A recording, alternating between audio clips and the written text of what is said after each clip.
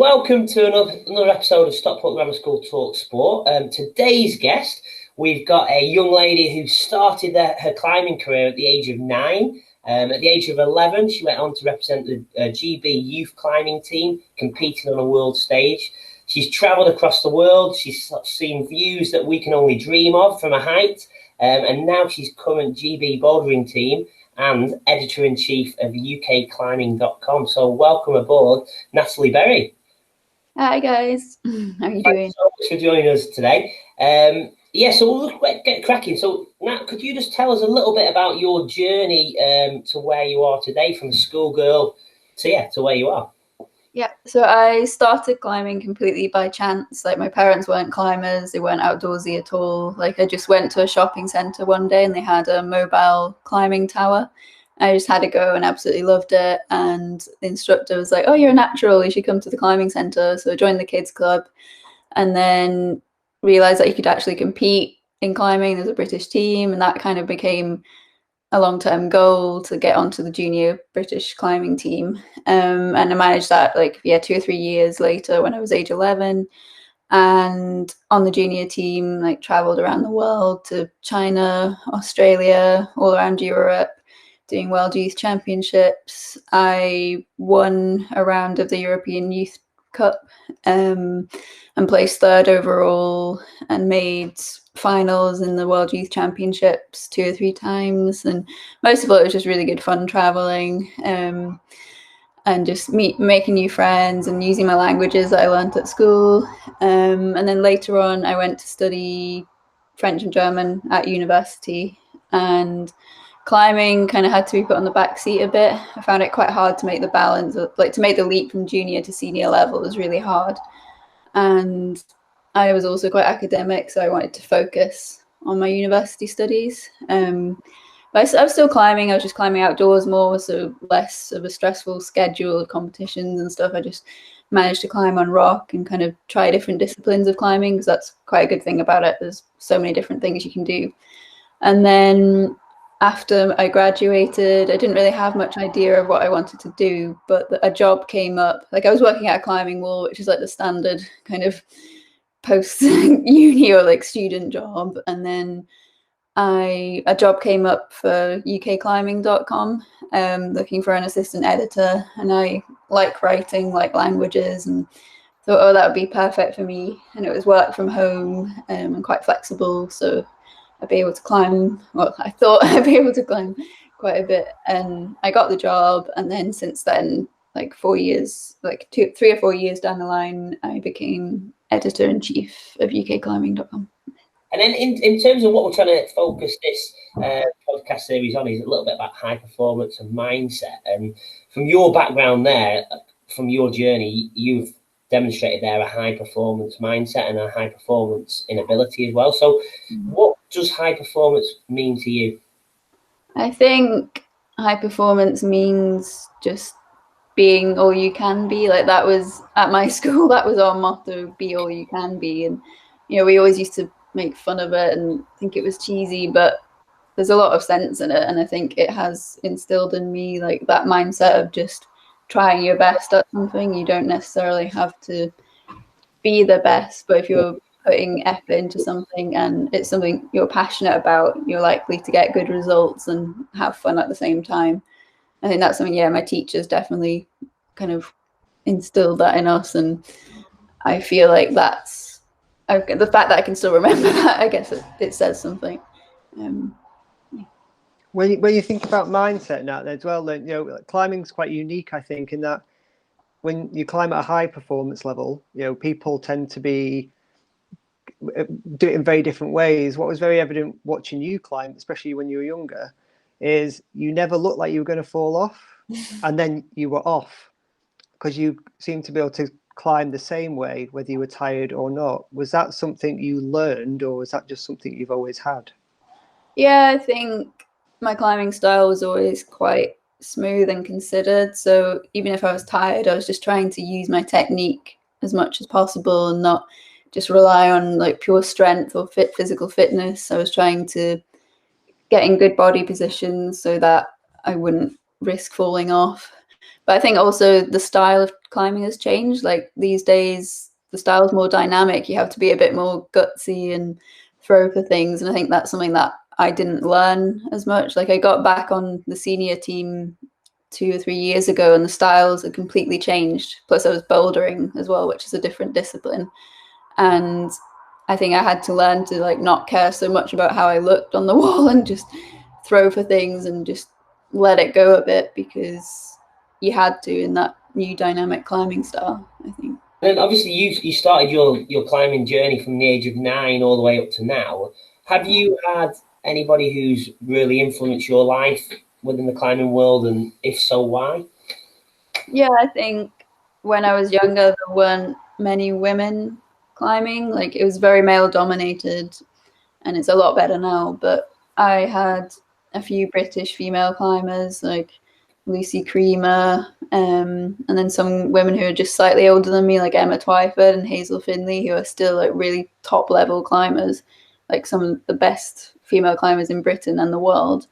So I had them to look up to, and then people like Dave McLeod. Like I grew up in Glasgow, and he went to kind of the rival school to mine and grew up in the same town, and I always saw him climbing at the climbing centre that I trained at, and he's one of the world's best all-round climbers. And I still climb with him a bit, so it's quite strange because I've known him for about over 20 years through climbing, and he's climbing better than ever. Like I think climbing is quite a long-term sport. You can perform to a high level from a young age up to whatever age if you put the effort in. And Dave's really inspirational because he just does so many different disciplines like ice climbing, winter climbing, trad, boulder, lead climbing, and he's really good at them all. So I did take a leaf out of his book and try different disciplines a few years ago.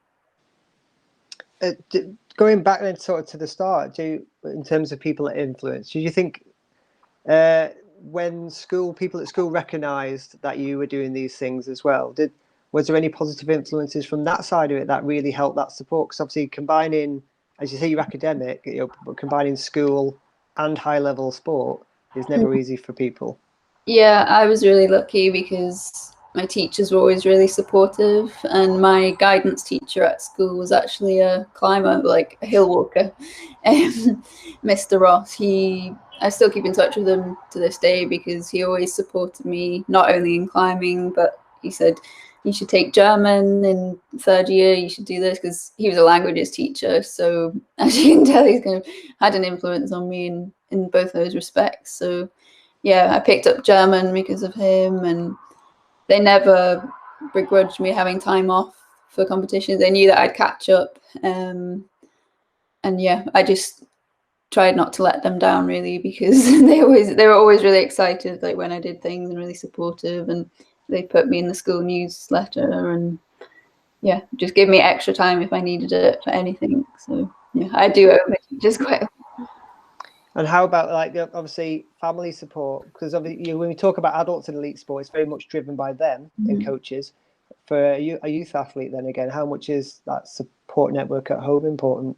Yeah, that's really important, because obviously as a junior, you need parents, or you need someone to drive you to the climbing centre and, pack up your stuff for when you go abroad and things. So my parents are really supportive. Like my dad used to belay me at the climbing centre for hours. And then, yeah, it is quite hard if you don't have that support network. Like my dad built a climbing wall in the garage as well to help support me. Not a big one, but like a bouldering wall. But these days, more and more kids have that. Like when we did that when I was about 9 or 10, that was quite unusual. But today, kids have like professional setups in their garden, but obviously that's not accessible to everyone. And then you have to take that as soon as you become a senior. You have to kind of work things out for yourself, and it's quite hard, especially if you go to university. You've got to balance studying, like learning how to live on your own and feed yourself and organize things, and then fit in your training alongside that as well. Yeah. Now, in terms of that, what advice and how do you go about doing that to any fitting all that stuff in? I think I was quite lucky. Well, being academic, I kind of knew how to organize my studies, and then I was part of like the university sports scholarship program. It's like an individual performance program, so if you need time off studies, they could help get that for you. And also like physio support, nutrition support. So if you're a first year and you don't know how to cook and stuff, like they were really helpful for that. And also there was a bit of funding as well, because obviously as soon as you leave home, you've not necessarily got mum and dad helping you to pay for things. Some people take on jobs, but there was a bit of like bursary money available to help you travel and attend training and competitions. During that journey so far, you have highs, you have lows. Have you had any setbacks? And if so, how did you overcome them? Yeah, when I was about 17, 18, I had a hernia operation. Well, I actually had two. So the first one, it came back, and then I needed another operation. And so I had probably, after each operation, about 8 to 10 weeks off climbing, which doesn't sound a lot, but then I had to really build it up gradually.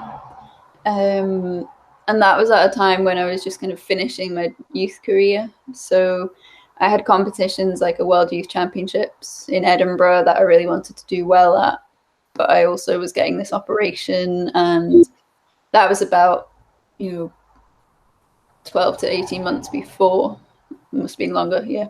So I didn't have that much time to prepare, and I was quite nervous about the competition and didn't really feel like I could give it my all. I think I came 12th, like just missed the finals, and I was a bit disappointed, but I think I just had to think about the future, and I tried not to pin all my hopes on that one competition because I knew I didn't have the best preparation.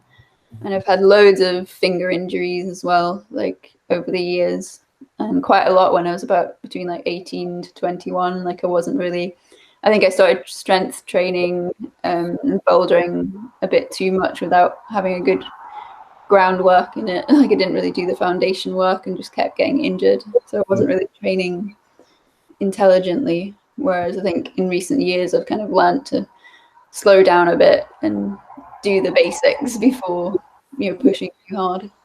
Yeah, so a lesson, I think. Yeah, no. What resonates there, what comes back there, is talking about how important that preparation is. Mm-hmm. If you do that preparation, then obviously you put yourself in a position where you be the best version of yourself. In terms of that, no, really, really good. And then on the flip side, you've had many accomplishments, and hopefully you've got much more to come as well. At present, what are you most proud of, and why?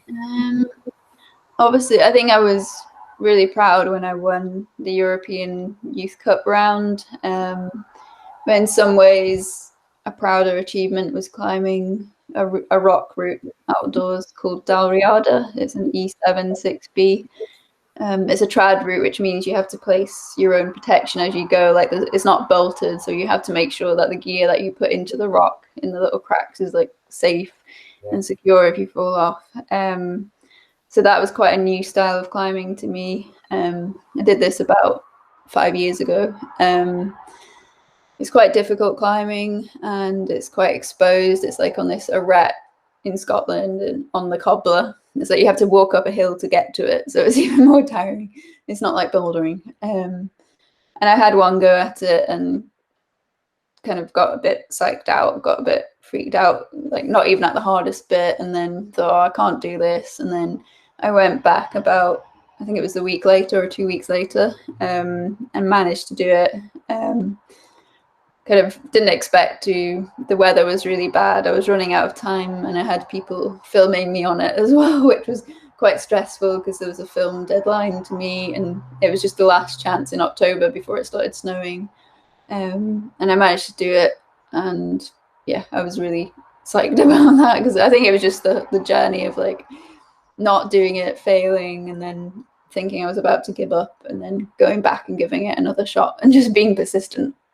It just paid off in the end. And I was the first female to climb that route, or even really try it, but it was good. It was fun. A really memorable day out because like halfway up the mist and clouds all rolled in, and I thought, oh no, I'm going to get rained off it. And luckily managed to top out in the mist, and I was quite cold and shaking, but yeah, it made it more memorable, I guess.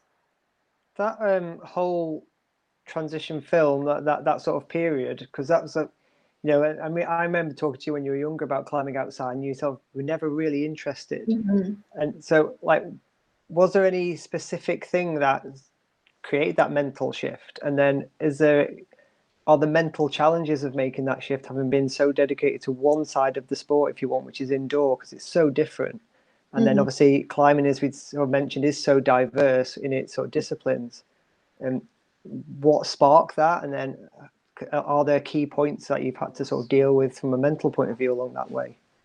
Yeah, I was never interested in outdoor climbing as a kid, I think because my parents weren't climbers, and if you don't have climbing parents, then outdoors seems very scary and risky and kind of inaccessible. I did try it a couple of times with like one or two instructors who took me out, but I think also because my dad was quite anxious about outdoors and stuff, I just didn't really take to it because I could tell that he was uncomfortable. But I was glad that I got to try it when I was younger, because I think it did give me a bit of curiosity about maybe I could do that when I'm a bit older. So as soon as I turned about 15, 16, when I was able to climb and travel more with friends, that's when I got more into it. I was like, okay, it's not that risky as long as you're safe and you know what you're doing and you manage the risks. So I got more into it, like sport climbing, which is bolted, so you're not placing your protection, but it's a bit safer than trad climbing. Traveled around Europe, did like rock trips to Spain and France, and just really enjoyed it. I think because I was a bit older and I was doing it with friends, and then the decision to get into trad climbing and more adventurous forms of climbing, like winter climbing, that came when I was a bit older again, because I'd lived in France on my year abroad, and I lived in Grenoble, which is a very mountainous, like adventurous city. Like everyone skis, alpine climbs, does all sorts of adventures in the mountains. I'd never really been exposed to that until that point, so that got me kind of more interested in alpine climbing and skiing and different activities. So again, it was just a progression of like the people around me were kind of influencing what I was doing, and I just made that decision to try it and see if I liked it, and I did. Natalie, what's next? What does the future hold, and what aspirations have you got in the future? I think I'd like to, well, when we can, I'd like to climb outdoors more, get some trips planned, because in 2020 I had some goals. Like I moved back to the UK from France because I've been living in France. I had some goals there and some goals in Scotland that I'd like to complete, and also with work, just keep working hard. And like we were meant to have the Tokyo 2020 Olympics last year, maybe we'll have it this year, we're not sure. So I've got a press accreditation for that, so I was kind of hoping it would happen because it's climbing's first ever Olympics. But yeah, not looking that likely at the moment. So I'm looking forward to that, and then just trying to get more people interested in climbing, because I think if the Olympics does happen, there'll be a lot more people aware of the sport and getting into it, especially women and young people, because the Olympics is very popular for a younger audience. So yeah, it'd be really good to see it grow. And in terms of that, obviously, obviously, like you said, it's climbing's in the Olympics now. And what's the buzz around the climbing fraternity about that happening, and how important is that to climbing, do you think? I think at first people were skeptical because it's a combined format. There's speed climbing, which is what it is. It's like the 100 meters of climbing, just climbing the walls as quickly as you can, kind of racing. Lead is like route climbing, like with the rope, like I said, 20 meters or so. Bouldering, climbing close to the ground. So it's like a sort of triathlon of climbing, which is very different. It's never really been done before, and people, especially speed climbing, it's kind of an outlier. It's very different to lead and bouldering. People think it wasn't really compatible with the other two disciplines. But I think people have embraced it. Like the athletes seem to be enjoying it. There's always been a bit of reluctance from some outdoor climbers to embrace competitions anyway. Like they don't think it's proper climbing. They think indoor climbing on plastic isn't real climbing and mountaineering, which, you know, is fair enough. But I think people just accepted it now, and if it helps get more people into the sport, that's a good thing, as long as they respect the crags and the outdoors. That's the main issue. But yeah, I think most people will just be interested in going to the climbing wall and bouldering, really. I don't think many people are going to be outside trashing the outdoors. What are your 3 non-negotiable behaviours that you'd expect from yourself and anybody you come into contact with? I think commitment. Like if I want to do something, I try and commit to it 100%. If I say I'm going to do something, I like to stick to that and do that, or at least work towards it as best as I can. I think curiosity as well. I think that's something that's got me quite far. Like I've never had a specific plan in mind for what I want to do in climbing or in work, really, and I always just try and keep an open mind and say yes to things. If I get the opportunity, I'll seize the opportunity and try and see where it leads me, and not be too rigid and like, this is where I want to do, and if I don't do that, that's bad. And yeah, just try and keep quite positive. And then I think adaptability as well, because like being a climber, you're used to, you know, that situations can change. You have to adapt to it and try and figure out new ways of doing things. And I think especially like the last year or so, we've all had to change, like get used to things not going the way you want it to be, and you're not getting down and angry because it didn't work out, but just trying to figure out a different route to working out what it is you want to do.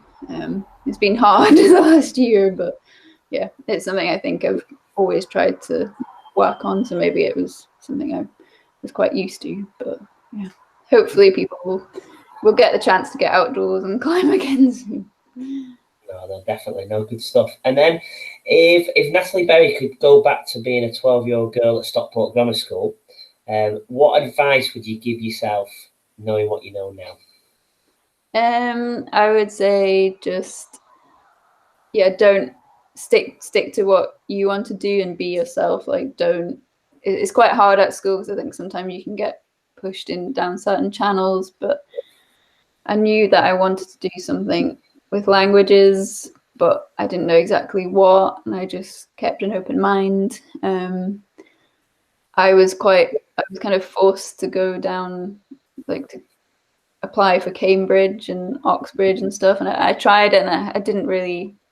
I went to the interviews, I didn't get in, and I kind of figured out that it wasn't for me anyway. So I was quite happy. Like once I realised I was going to Edinburgh, I realised I'd be able to climb more, and probably going to Cambridge wasn't really what I wanted anyway. So like if you've got a passion and it's something you like doing, like you should prioritize that. I think sometimes people choose universities for, you know, prestige and things when it won't help you. So I think just having the confidence to go with whatever it is you want to do, that's really important. So important that you have a passion and you follow that passion, and because if you do something that you love, then it's what an amazing feeling that is. Yeah, I think I've just been really lucky, and yeah, I don't know what to. I think. Well, I don't believe in luck. You create your own luck, I think, and like I said, with that mindset of positivity, then in your own destiny, and you make it happen. So that's good.